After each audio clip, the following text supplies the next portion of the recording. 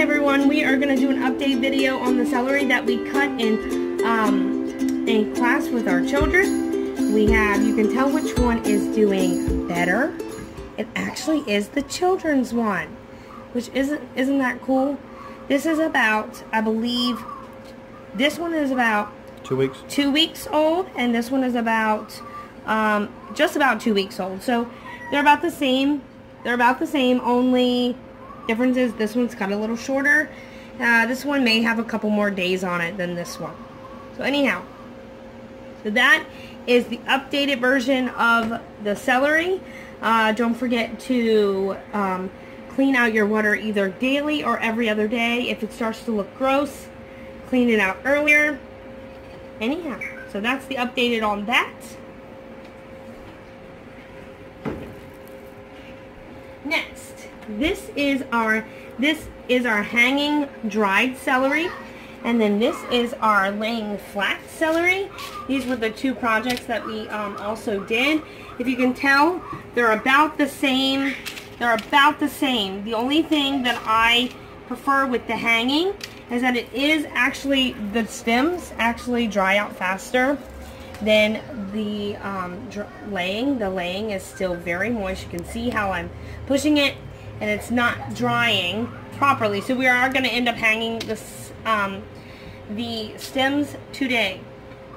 So anyways, now we're going to show you how to turn all of this and all of this into this.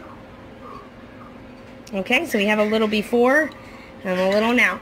So you can do it this way. This way is the easiest if you are on grid. If you're off grid, that's another video. So you can also see that I save my stems. I just use an old Progresso jar. Probably hear some thumping in the background. That's our kids having some serious fun in the living room. So basically what you want to do is, if you're going to do it this way with the blender, you are going to want to, if you are saving your stems, you are going to want to first separate your stems out of your group.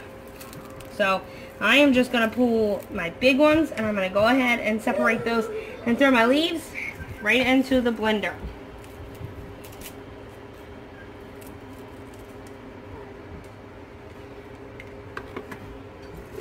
I can get a better view of it. Okay, so then you're just going to throw it in. Make sure you're separating.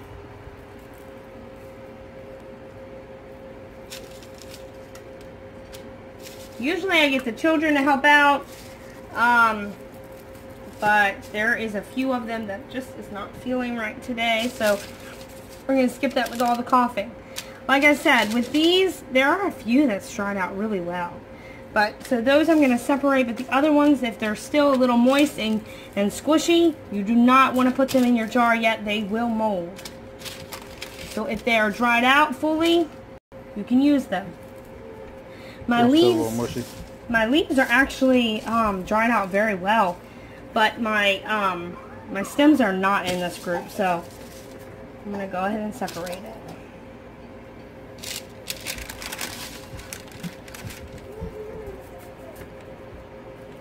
So I'm going to separate these out, and then I'm going to go ahead and show you the next step, and I'll separate the rest later.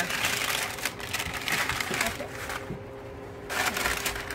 Or you can just take it, if you just make sure everything's dried out that you're putting inside. So if you don't want to save the stems, and all of them are dried out, you can always just drop all of it inside. The parchment paper there. If you're anything like us, you have misplaced your lid for your blender. So you're going to find yourself a nice flat surface. Let's see. And just turn it on. I'm going to do chop. Oh. Do this one. Okay.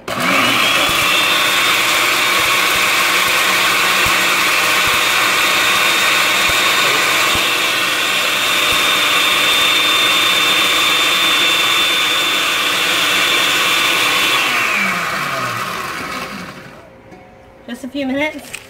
Okay, my stainless steel plate has lasted through it a little.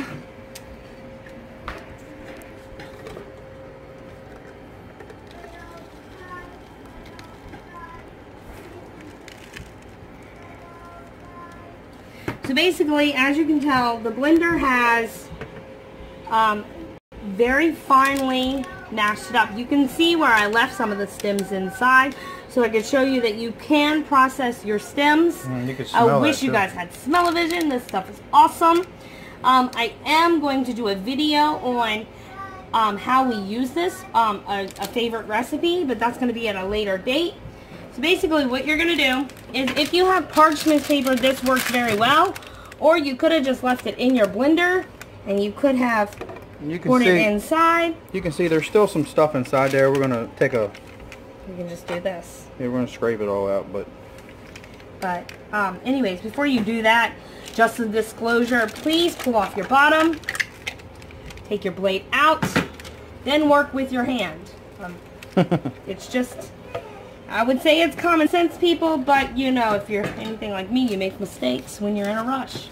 So, and then you can just take your blade and okay, so that, yeah, I don't need all the stuff that's in the blade. I've got so much celery, it doesn't even matter. So basically, once you get it on your parchment paper, if that is the way you're going to go, you are going to just dump it. Now, if it was me, I would filter this because I love it very fine. I like my stems. Or you can leave it in there a little bit longer. It doesn't. You can. But I really like my stems just for our stews. We make beef stew. So I love my stems for that. And I love this for like chicken or any other like solid meat that you're going to use to flavor it. So basically, you can see it makes a mess. You just stick your lid. The kids stuck a sticker on there for me. You just stick your lid. Make sure you label your jars. And I just use all sorts of old jars. If you know you're not going to process a lot, you can tell this is just an old garlic mincing jar. I am going to clean it all up, rip this all off, make sure the sticky stuff is gone, and then I can put like other herbs in this. I'll probably use it for like probably rosemary this year, but you can use it for anything. If you don't use a lot of celery, you can always put this inside of there. I find this is cheaper and efficient. I do have mason jars. I love them, but we do canning here, and so I use those strictly for canning. So if you have any questions, leave a comment down below. Enjoy the video. Don't forget to like and subscribe and give us a thumbs up. The kids love to see the thumbs ups. Like I said, some of my celery is not dried out, but I'm actually trying to get it off my wall and off from the hanging off the wall and off of setting off my table, so I don't have to move it every day. So what I'm going to do is, we got out our drying for our, you know, just making fruit leathers and different things like that. We use these for our seeds. And then my husband said, hey, why can't we lay our celery stems right down in there and let them dry out some more so that we don't have to worry about them. Then we just stick them on the shelf. We come back in about a week or so. I'm thinking they should be done in about a week or so, and then ta-da! We normally have more seeds down there. We do not have any seeds right now to save and dry. We've done all of our seeds for the season. So anyhow, that is how we save our seeds. And then we also, that way they can dry and it's a clean environment. You can also, when it is summer outside, no power, by the way. No power at all, because you want the nutrients. So don't even. So if you had an old one that doesn't even work, this would work perfect. It's just because of the racks. We love the racks. We love the way it sets. The power is good for beef jerky and stuff like that when you're drying it out, but you want it to slowly dry out, and we don't want no dust or nothing on it. So yeah, we don't want it to. We just want it to air dry, just like a regular, just like you're gonna dry seeds out. That's all we're gonna do. But like I was saying, if it is summertime, you could always put this on your back deck, just like this. It would actually go faster. It's just like having a solar drying system. If you've ever watched Starry Hilder, she shows different ideas on how to do it. This is one that she did not show, so I figured you guys would enjoy it. Have a nice day. subscribe. And we're getting ready to eat some really delicious fish.